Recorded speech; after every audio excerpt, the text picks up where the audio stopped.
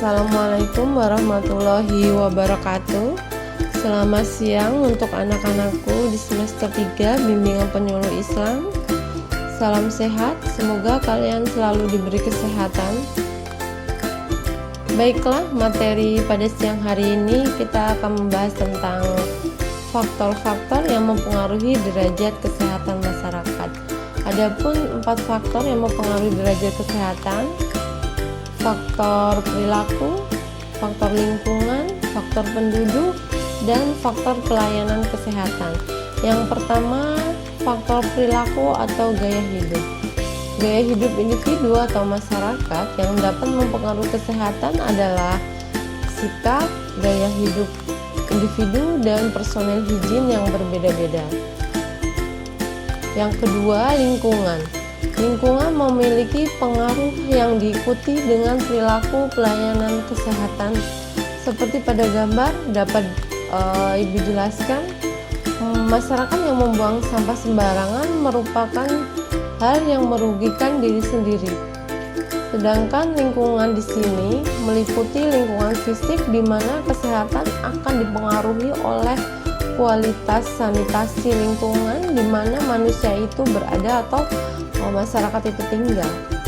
Hal ini dikarenakan banyaknya suatu penyakit yang menular yang bersumber dari buruknya kualitas sanitasi lingkungan. Misalnya ketersediaan air bersih pada suatu daerah akan berpengaruh pada derajat kesehatan karena air merupakan kebutuhan pokok dari setiap masyarakat dan manusia selalu berinteraksi dengan air dalam kehidupan sehari-hari.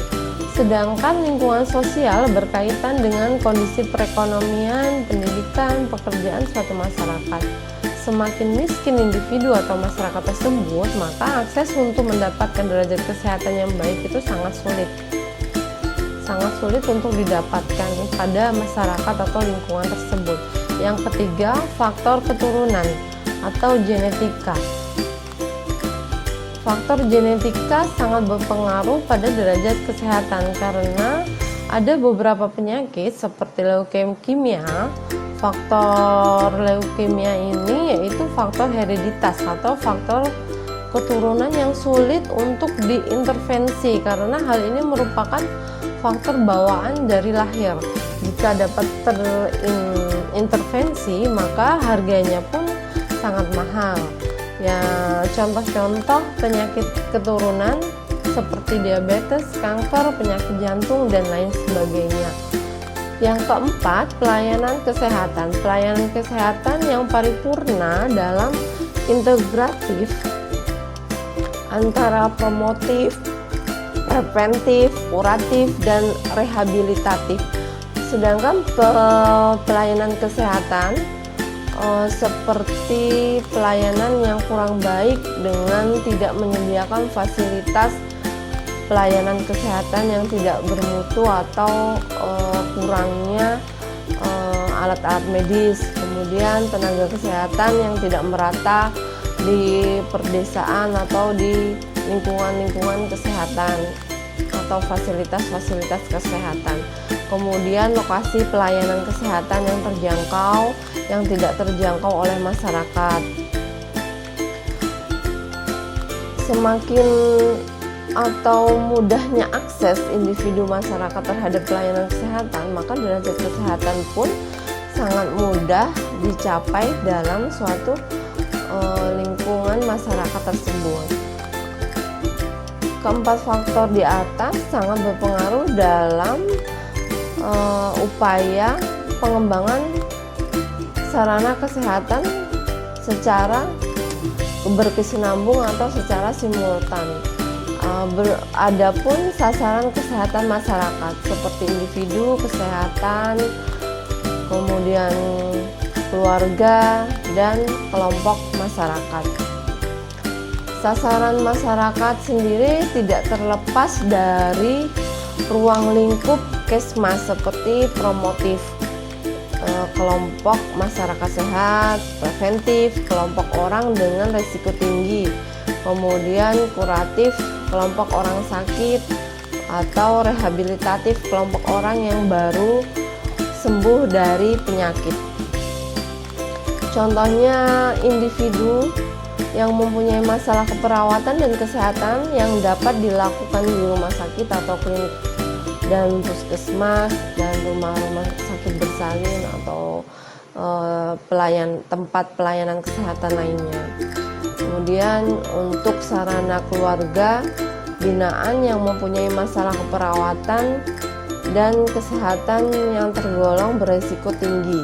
Contohnya itu keluarga yang menderita penyakit menular, kemudian keluarga dengan kondisi ekonomi dan pendidikan yang rendah, keluarga dengan masalah sanitasi yang buruk, kemudian keluarga dengan gizi yang buruk, dan keluarga-keluarga dengan jumlah keluarga yang banyak di luar kemampuan kapasitas keluarga tersebut.